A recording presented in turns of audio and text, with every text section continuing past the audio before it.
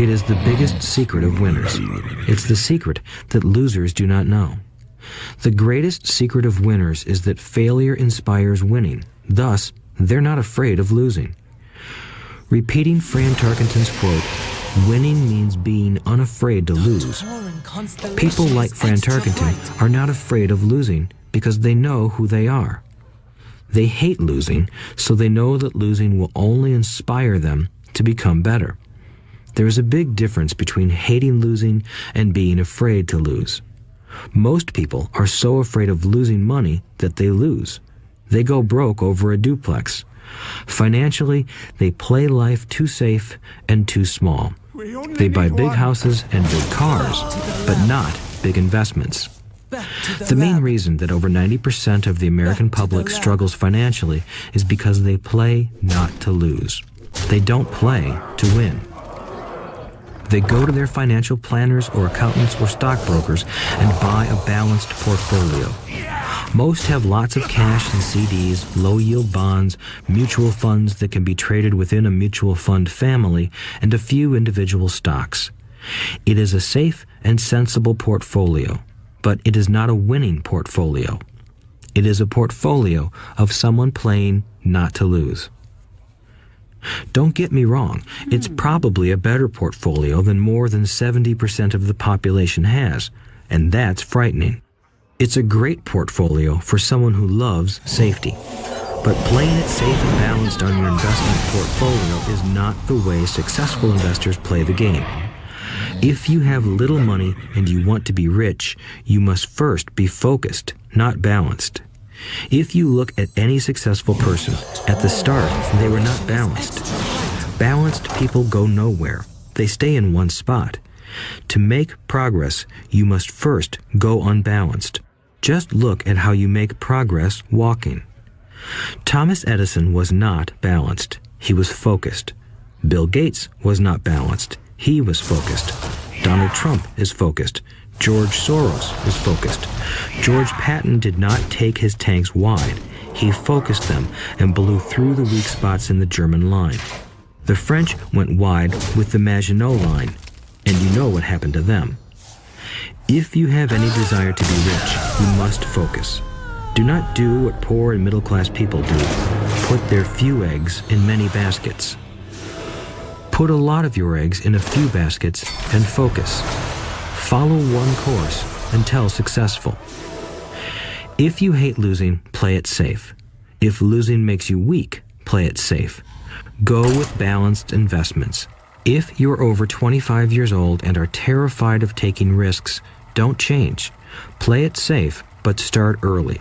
Start accumulating your nest egg early because it will take time. But if you have dreams of freedom, of getting out of the rat race, the first question to ask yourself is, how do I respond to failure? If failure inspires you to win, maybe you should go for it, but only maybe. If failure makes you weak or causes you to throw temper tantrums, like spoiled brats who call attorneys to file lawsuits every time something doesn't go their way, then play it safe. Keep your daytime job, or buy bonds or mutual funds. But remember, there is risk in those financial instruments also, even though they may appear safe. I say all this, mentioning Texas and Fran Tarkenton, because stacking the asset column is easy. It's really a low-aptitude game. It doesn't take much education. 5th grade math will do. But building your asset column is a game in which attitude plays a major role. It takes guts, patience, and a great attitude toward failure. Losers avoid failing, and failure turns losers into winners. Just remember the Alamo. Overcoming cynicism. The sky is falling. The sky is falling. Most of us know the story of Chicken Little, who ran around warning the barnyard of impending doom. We all know people who are that way. There's a Chicken Little inside each of us. As I stated earlier, the cynic is really a little chicken. We all get a little chicken when fear and doubt cloud our chart of impending. Most of us know this failing, and failure turns attitude toward failure role. It takes guts, patience, and a great attitude toward failure. Losers avoid failing, and failure turns losers into winners. Just remember the Alamo. Overcoming cynicism. The sky is falling, the attitude toward failure. It takes guts, patience, and a great attitude toward failure. Losers avoid failing, and failure turns losers into winners. Just remember the Alamo. Overcoming cynicism. The sky is falling, the sky is falling. Overcome. Just remember, avoid failing, and failure turns losers into winners. Just remember the Alamo. Overcoming cynicism. The sky is falling, the sky is falling. Most of us know the story of Chicken Little, who ran around warning the barnyard of impending doom. We all know people who are that way. There's a Chicken Little inside each of us. As I stated earlier, the cynic is really a little chicken. We all get a little chicken when fear and doubt cloud our thoughts. All of us have doubts. I'm not smart. I'm not good enough. So-and-so is better than me. Our doubts often paralyze us. We play the what-if game. What if the economy crashes right after I invest? What if I lose control and I can't pay the money back? What if things don't go as I planned? Or we have friends or loved ones who will remind us of our shortcomings. They often say, "What makes you think you can do that? If it's such a good idea, how come someone else hasn't done it? That will never work. You don't know what you're talking about." These words of doubt often get so loud that we fail to act. A horrible feeling builds in our stomach. Sometimes we can't sleep. We fail to move forward. So we stay with what is safe, and opportunities pass us by. We watch life passing by as we sit immobilized with a cold knot in our body. We have all felt this at one time in our lives, some more than others. Peter Lynch of Fidelity Magellan Mutual Fund fame refers to warnings about the sky falling as noise, and we all hear it. Noise is either created inside our heads or comes from outside, often from friends, family, co-workers, and the media. Lynch recalls the time during the 1950s when the threat of nuclear war was so prevalent in the news that people began building fallout shelters and storing food and water. If they had invested that money wisely in the market, instead of building a fallout shelter, they'd probably be financially independent today. When violence breaks out in a city, gun sales go up all over the country. A person dies from rare hamburger meat in the state of Washington, and the Arizona Health Department orders restaurants to have all beef cooked well done. A drug company runs a TV commercial in February showing people catching the flu. Colds go up as well as sales of cold medicine. Most people are poor because when it comes to investing, the world is filled with Chicken Littles running around yelling, "The sky is falling, the sky is falling." And Chicken Littles are effective because every one of us is a little chicken. It often takes great courage to not let rumors and talk of doom and gloom affect your doubts and fears.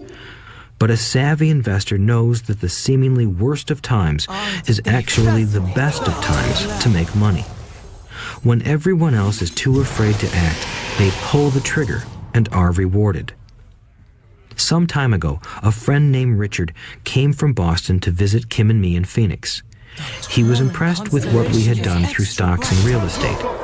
The Phoenix real estate prices were depressed.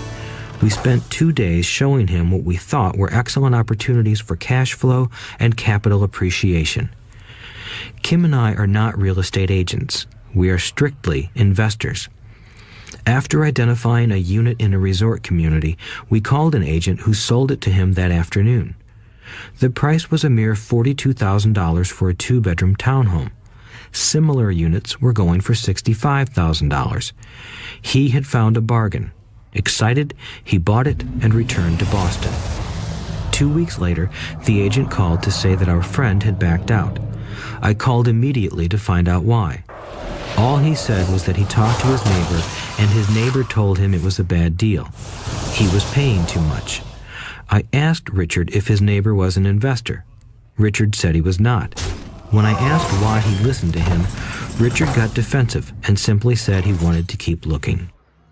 The real estate market in Phoenix turned, and a few years later, that little unit was renting for $1,000 a month, $2,500 in the peak winter months.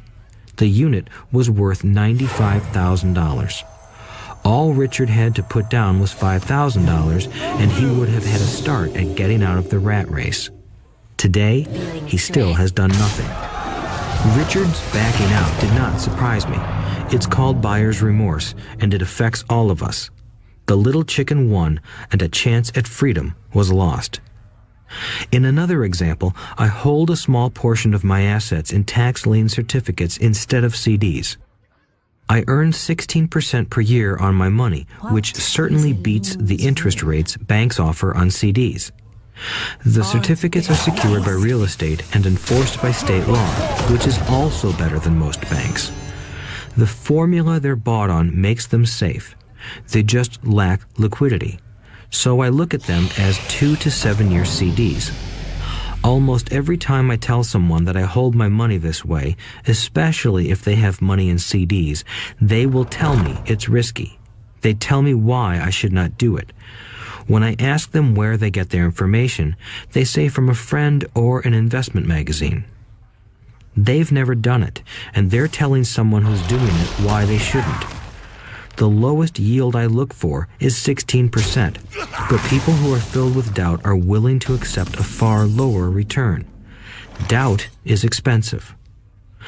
My point is that it's those doubts and cynicism that keep most people poor and playing it safe. The real world is simply waiting for you to get rich. Only a person's doubts keep them poor. As I said, getting out of the rat race is technically easy. It doesn't take much education, but those doubts are cripplers for most people. Cynics never win, said Rich Dad. Unchecked doubt and fear creates a cynic. Cynics criticize and winners analyze was another of his favorite sayings. Rich Dad explained that criticism blinded while analysis opened eyes. Analysis allowed winners to see that critics were blind and to see opportunities that everyone else missed. And finding what people miss is key to any success. Real estate is a powerful investment tool for anyone seeking financial independence or freedom. It is a unique investment tool. Yet every time I mention real estate as a vehicle, I often hear, "I don't want to fix toilets." That's what Peter Lynch calls noise. That's what my rich dad would say is the cynic talking, someone who criticizes and does not analyze, someone who lets their doubts and fears close their mind instead of open their eyes. So when someone says, "I don't want to fix toilets," I want to fire back, "What makes you think I want to?" They're saying a toilet is more important than what they want. I talk about freedom from the rat race, and they focus on toilets. That is the thought pattern that keeps most people poor. They criticize instead of analyze. "I don't want hold the key to your success," Rich Dad would say, because I too do not want to fix toilets. I shop hard for a property manager who does fix toilets. And by finding a great property manager who runs houses or apartments, well, my cash flow goes up. But more importantly, a great property manager allows me to buy a lot more real estate since I don't have to fix toilets. A great property manager is key to success in real estate. Finding a good manager is more important to me than the real estate. A great property manager often hears of great deals before real estate agents do, which makes them even more valuable. That is what Rich Dad meant by, "I don't once hold the key to your success." Because I do not want to fix toilets either, I figured out how to buy more real estate and expedite my getting out of the rat race. The people who continued to say, "I don't want to fix toilets," often deny themselves the use of this powerful investment vehicle. Toilets are more important than their freedom. In the stock market, I often hear people say, I don't want to lose money. Well, what makes them think I or anyone else likes losing money? They don't make money because they choose to not lose money. Instead of analyzing, they close their minds to another powerful investment vehicle, the stock market. I was riding with a friend past our neighborhood gas station. He looked up and saw that the price of gas was going up and thus the price of oil. My friend is a worrywart, or a Chicken Little. To him, the sky is always going to fall, and it usually does, on him. When we got home, he showed me all the stats as to why the price of oil was going to go up over the next few years, statistics I had never seen before, even though I already owned substantial shares of an existing oil company. With that information, I immediately began looking for and found a new undervalued oil company that was about to find some oil deposits. My broker was excited about this new company, and I bought 15,000 shares for 65 cents per share.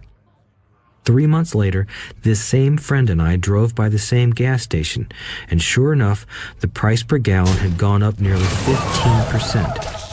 Again, the Chicken Little worried and complained. I smiled, because a month earlier, that little oil company hit oil, and those 15,000 shares went up to more than $3 per share since he had first given me the tip.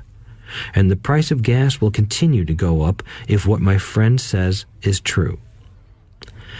If most people understood how a stop worked in stock market investing, there would be more people investing to win instead of investing not to lose. A stop is simply a computer command that sells your stock automatically if the price begins to drop, helping to minimize your losses and maximize some gains. It's a great tool for those who are terrified of losing. So whenever I hear people focusing on their I don't wants rather than what they do want, I know the noise in their head must be loud. Chicken Little has taken over their brain and is yelling, "The sky is falling and toilets are breaking." So they avoid their don't wants, but they pay a huge price. They may never get what they want in life. Instead of analyzing, their inner Chicken Little closes their mind. Rich Dad gave me a way of looking at Chicken Little. Just do what Colonel Sanders did. At the age of 66, he lost his business and began to live on his Social Security check. It wasn't enough. He went around the country selling his recipe for fried chicken. He was turned down 1,009 times before someone said yes, and he went on to become a multimillionaire